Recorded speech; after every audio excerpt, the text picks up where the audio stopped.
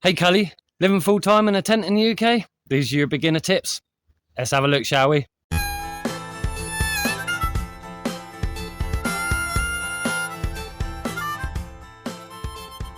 We get lots of emails and messages regarding, I'm about to start this life and they don't know where to start and they're looking to us for some advice. So we thought, well, this is a good reason to put this video together so that we can give you that advice, right?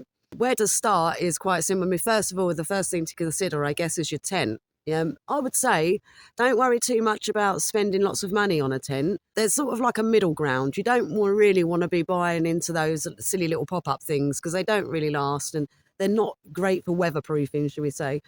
But I mean, some people have a great experience in them. So I guess it depends on how you're using it. If you're just using it as a weekend job, I'm sure it'll be fine. But to live in, you probably want to go somewhere a bit more middle ground. We always stick with a summer tent. We often use this one. This comes in different from different makers, but the same design. So if you can't find it from Lanshan, one Tigress, the other one is Nightcap. So this is a good tent to use. Yes, it's a summer tent, but it works us well all through the year.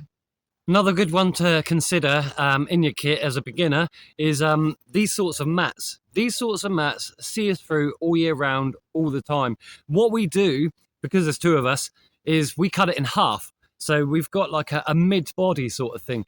Your legs, mainly, they're always warm. So just consider that. Do you want a full body or do you want a short body? They're perfect. They're great.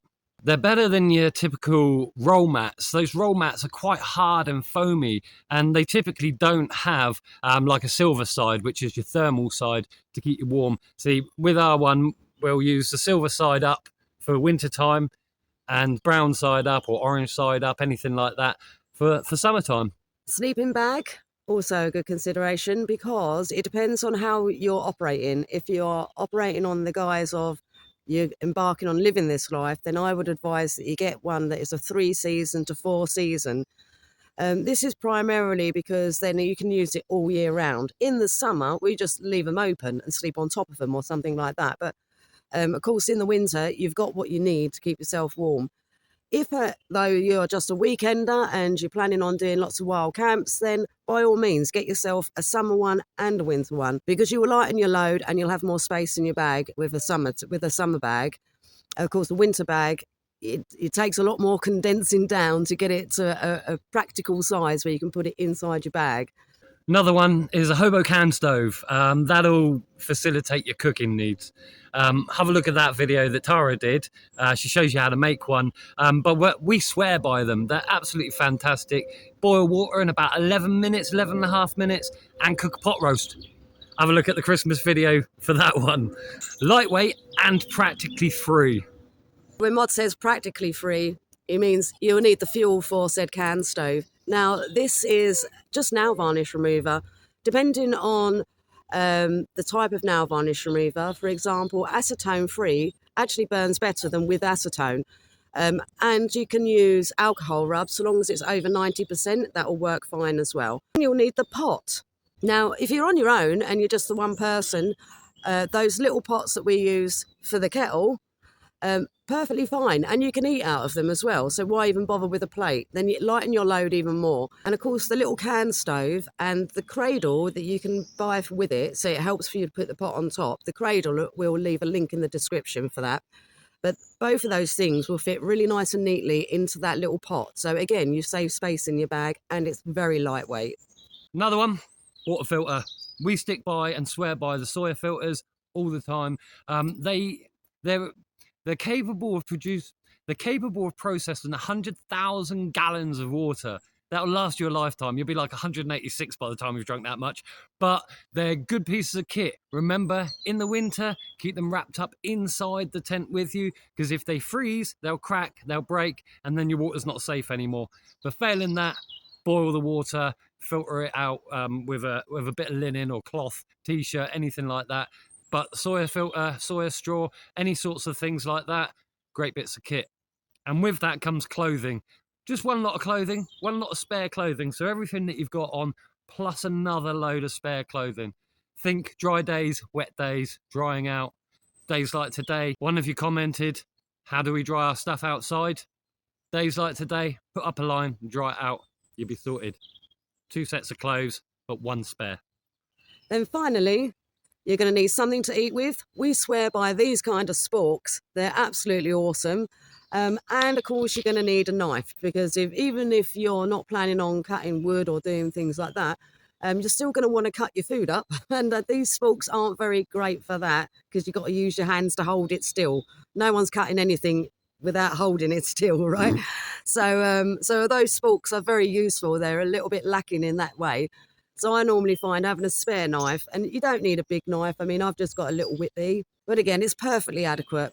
If you are interested in this sort of living outside 24/7, or even if you want to try it out, do check out the 72-hour bug out bag. Yeah, and we've even got the can stove, so you can check out that video on how to make one. It's fairly easy. And once you've made one, you've got it sorted. Yeah, always. And it might be a little bit of a sore subject, but make sure you stay off of private land. Sometimes you have to when you're on the move.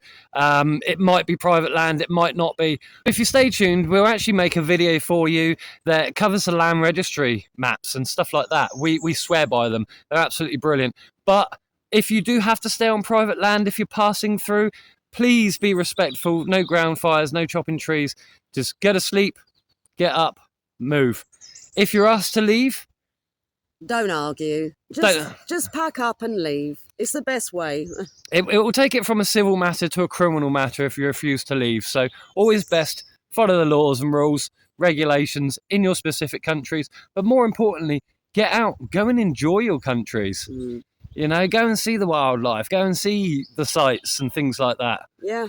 And if you're already planning your journey and you can see that there's some private land en route, there is no harm in checking the registry and then getting in contact with said people and asking if you can. And I'm telling you now, if you let them know that you don't do ground fires, that you've got much better chance of being offered a free stay in someone's woodlands or even their field. Yep. I mean, we've asked before. We've seen a bit of land. It's registered. The fences are down, so there's no real trespass laws. But we've just knocked on the farmhouses and going, do you mind if we just kip for the night? No fire. No fire, no chopping trees. We'd be gone in the morning. And 9 times out of 10, we get a thumbs up. What's the worst they can say? No, get off my land. And that's fine. Fair enough. Just move down the road a bit. There's bound to be somewhere else. Just remember, less is more. Always use package control as well. Take your food out of all the packaging and put them in the food bags and things like that. It reduces the amount of stuff in which you take in, and it reduces the amount of stuff in which you take out. Leave no trace. Best practice. Always. Well, Cully, until next time, eh? Happy hopping.